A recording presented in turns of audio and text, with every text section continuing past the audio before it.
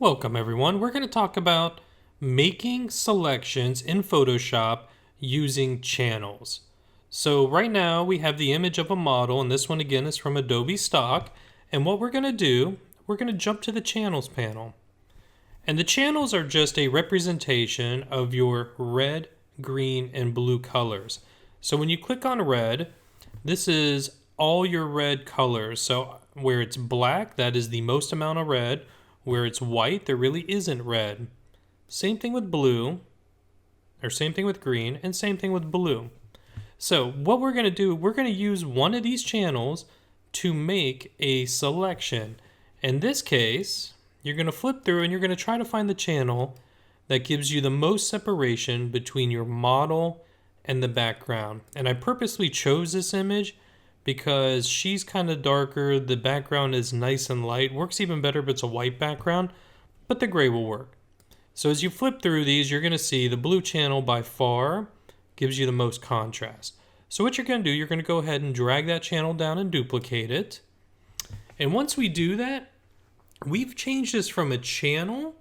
It is now a mask or a selection, something we can actually work with and use. We could hold down the control or the command button, click it, and we are actually selecting all the tones, all the light tones in this mask.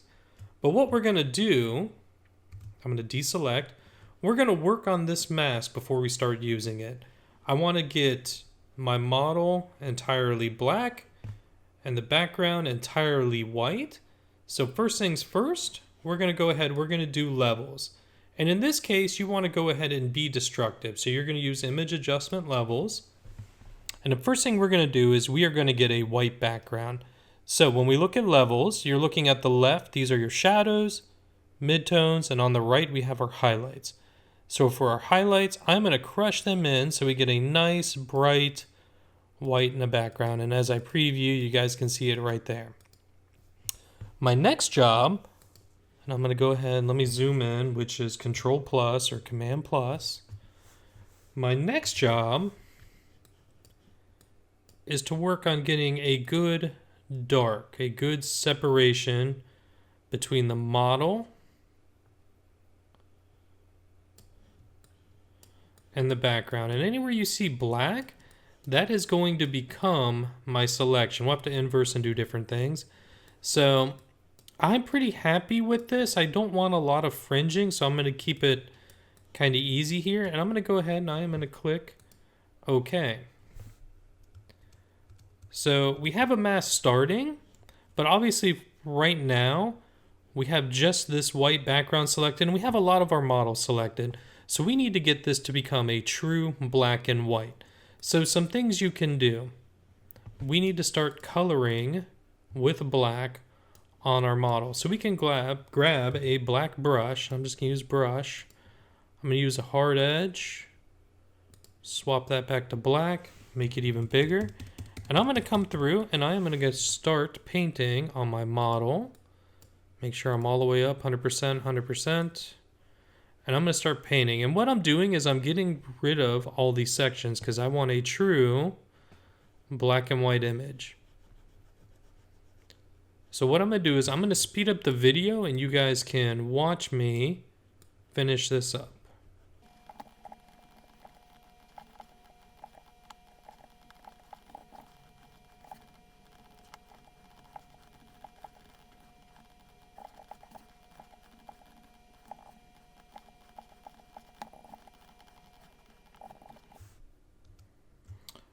Alright, now that you've seen, I've gone through and I used a couple different tools. I did the paintbrush. I was starting to get tired, so I actually grabbed my polygonal lasso, probably one of my favorite tools to use for selecting, and went around. But now she is all filled, ready to go. So what we're going to do, we're going to use this mask to make our layer mask. But first things first, let's talk about layer masks. Anything that is black is hidden. Anything that is white is shown. So if you look at our mask, we actually have the inverse happening here. So something like this, you want to go image, adjustments, invert. And now this mask is exactly what we want. So what I'm going to do is I'm going to go ahead and I'm going to hold down Control or Command, and I'm going to click right on my thumbnail. Then I'm going to click on RGB. So now my selection is loaded. My channels display the way they're supposed to. I'm going to run over to my layer, and I'm going to go ahead and just apply our layer mask. And there you go. Our model has a layer mask applied. Everything looks good. So from here, we're going to start moving her over to our new file. So I'm going to go ahead and create a new file. Hopefully. We're going to make it 8x10 at 300. And we're going to go ahead, we're going to drag over our model to our new file. And it's a nice big file. We're going to go ahead, close this one. I don't need this right now. And our new file, let's just call her model. We don't want to lose any pixels as we work. So go ahead and just convert her to a smart object. And you can size her down appropriately.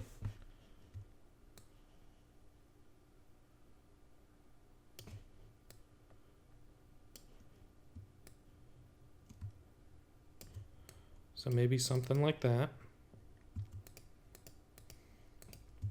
And now let's go ahead and let's add a color to the background, just some funky color, just so we can kind of see how our cutout is doing. Now, Alt backspace as we zoom in. Let's zoom in here. You might notice a little bit of fringing. This file looks pretty good. But in places like this, you notice it looks a little weak, a little fringing. Let's change our background color to a black. And there, you start to see some of the fringing here. There are different ways to deal with this. One of the old ways to deal with this, you would actually make a new layer. And you would set the blending mode to darken. You would clip it to your model layer. And then you could use your stamp tool to fix some of that, the halo or the fringing. And what you would do is you would define a source and you would just kind of paint over. And notice how as I do this, it's going to move over her hair texture. It's going to darken some of that. And it'll look pretty good. Like you can get by with most of this. Sometimes it gets a little weird depending on what you're rubber stamping. You just got to define a lot of sources, kind of work your way through. And it'll look pretty good. It kind of copies in the texture. It looks pretty good. Where it gets a little weird are when you get highlights and things like that. But it does tend to work most of the time.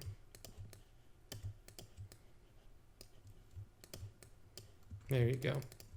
So I'm not going to do all her hair, but that's a real good example. Well, I guess we can do it all. A real good example of how real quick and easy you can fix her hair.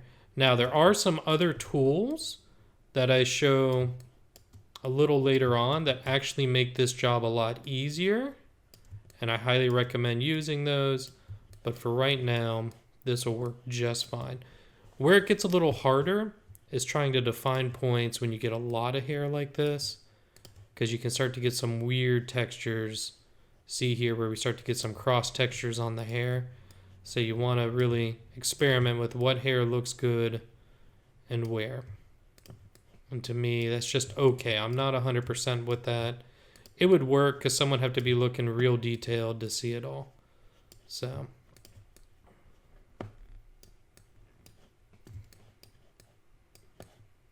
and again, some more hair texture down here.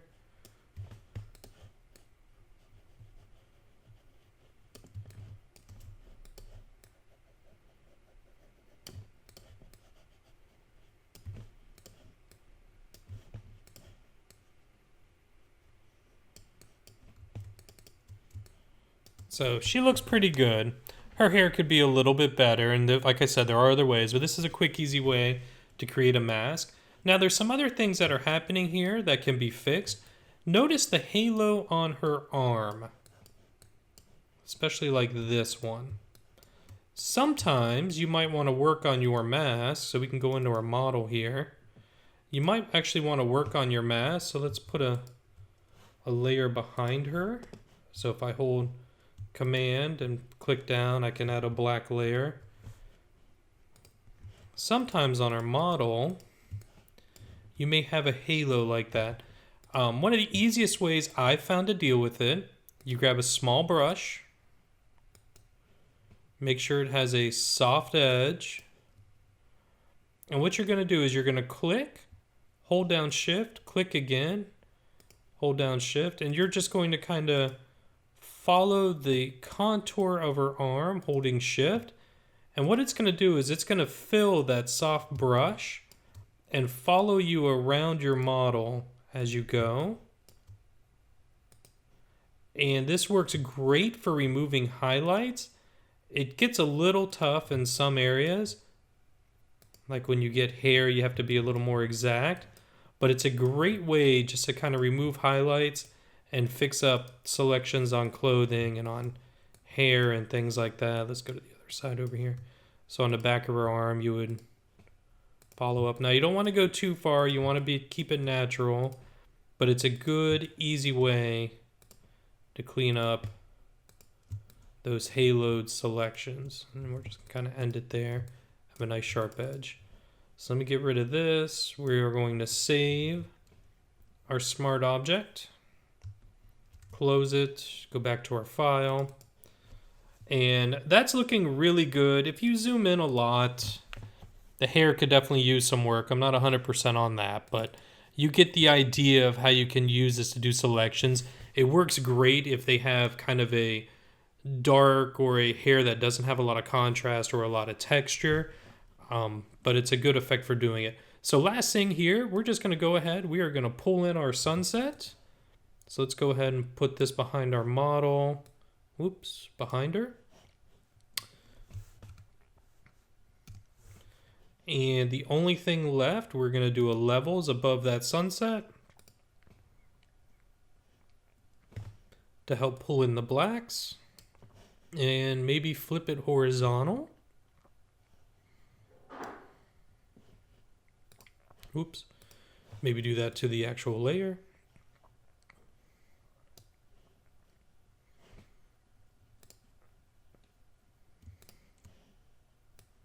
And there you go. A good beach scene ready to go, ready to become your next advertisement for some sort of beauty product.